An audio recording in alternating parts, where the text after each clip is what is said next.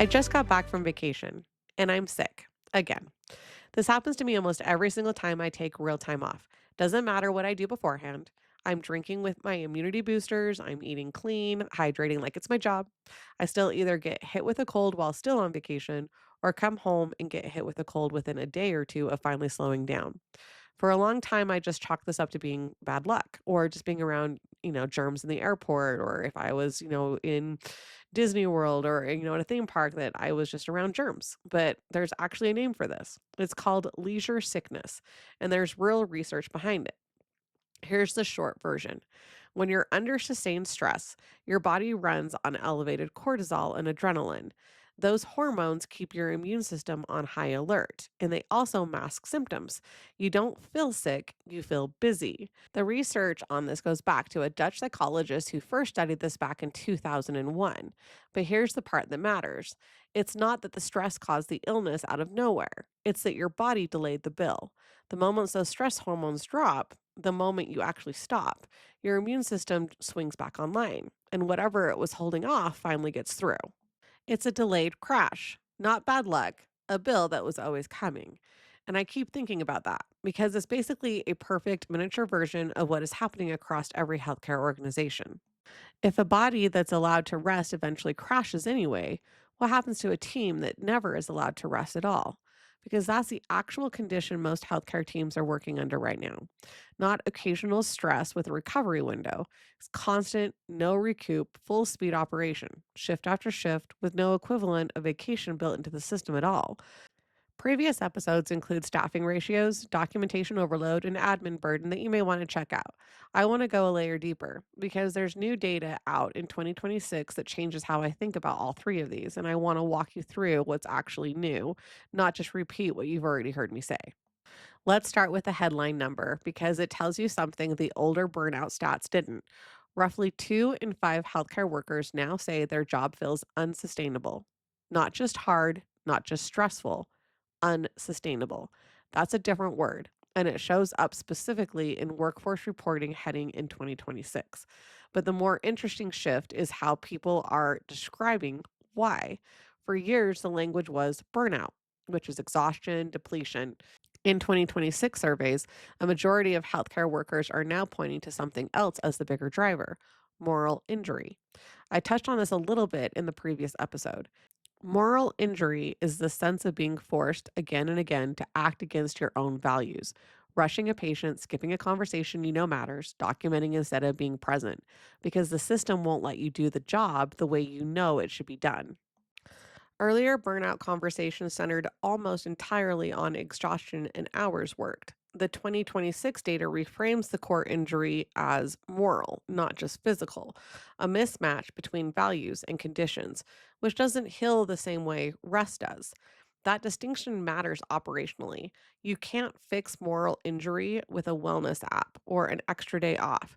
The same way I can't fix leisure sickness by sleeping in on day one of vacation.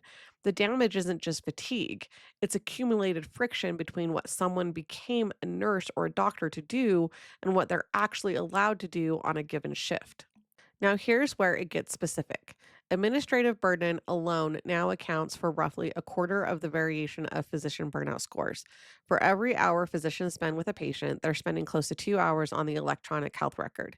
And nearly 1 in 4 physicians say they're planning to leave clinical medicine in the next few years specifically because of administrative load, not patient care, not the medicine itself, the paperwork around the medicine. And there's a new wrinkle worth naming. AI assisted documentation tools are actually moving the needle on this piece. Roughly 6 in 10 healthcare organizations are now using AI in supportive roles, ambient note taking, automated charting, and it's measurably cutting after hours charting, the thing clinicians call pajama time. But, and this is the part I want you to sit with, every serious voice in this space is saying the same thing in the same breath. AI can shrink the paperwork pile. It cannot fix the staffing ratio. It cannot rebuild trust between frontline staff and leadership that disappeared during a crisis. It cannot walk into a code with a scared new nurse. It is real relief for one piece of a four-piece problem, and treating it like a total fix is exactly how you end up with a team that looks better on a dashboard and feels no different on the floor. Here's where the leisure sickness idea stops being a metaphor and starts being measurable.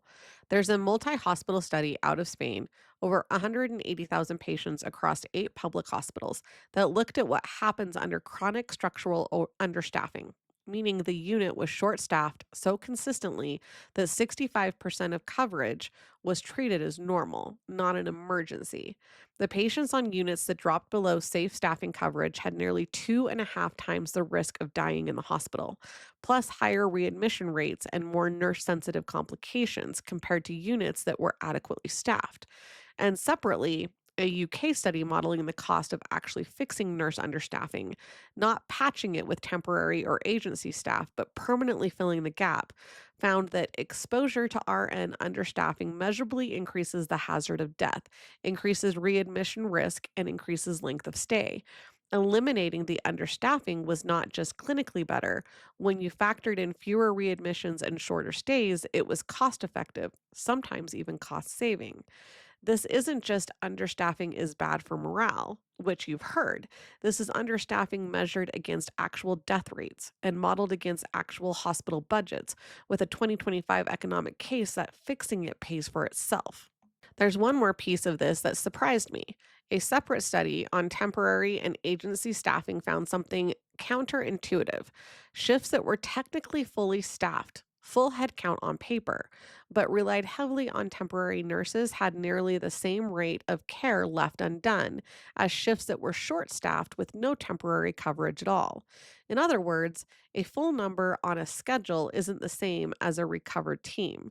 You can hit your ratio and still be running on a team that's never had real chance to catch its breath because the people filling the gaps don't know the unit.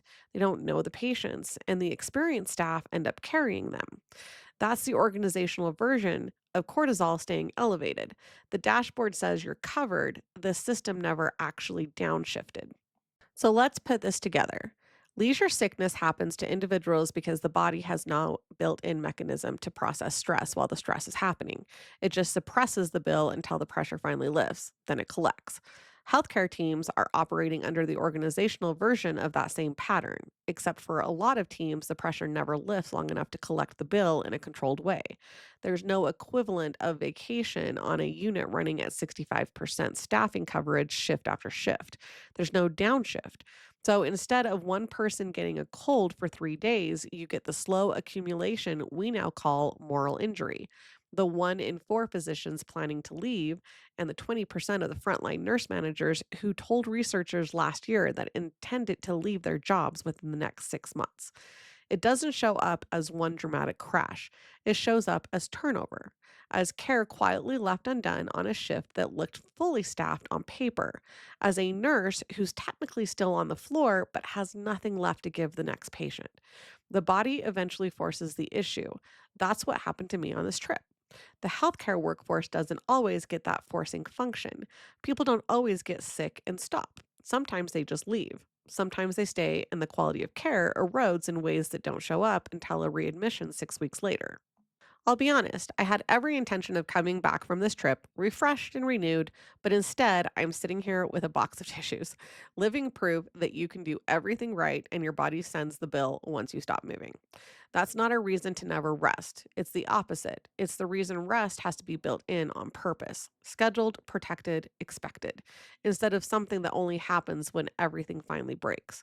So let's talk about what that actually looks like depending on where you're sitting.